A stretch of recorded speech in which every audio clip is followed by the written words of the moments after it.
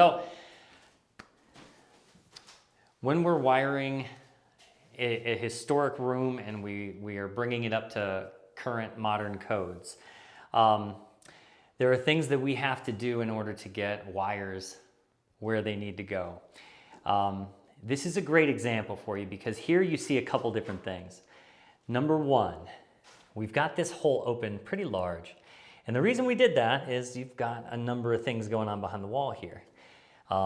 In a modern home, you're gonna have your studs and they're gonna be covered by drywall.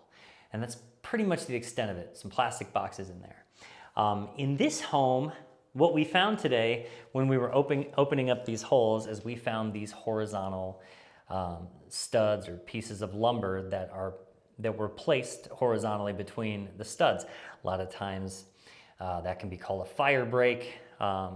Could be various reasons, structural support of the wall. Who knows exactly why they did it? I'm sure there are people out there that do.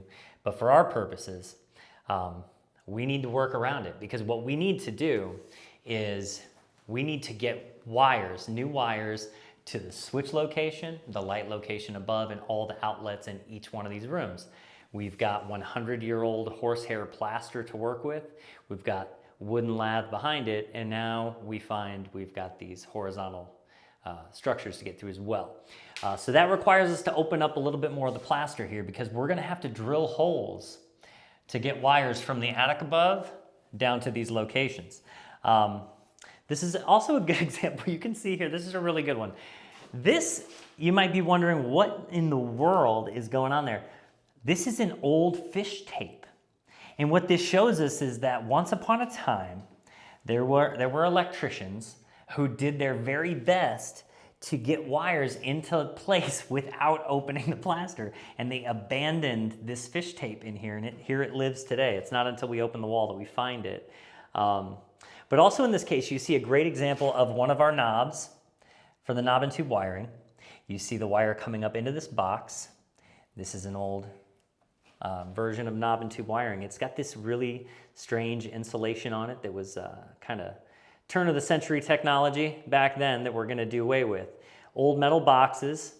And this is just some of the stuff that lives inside your walls in these old homes. And these are the things that we have to kind of work around, sometimes get out of our way in order just to get wires where they go.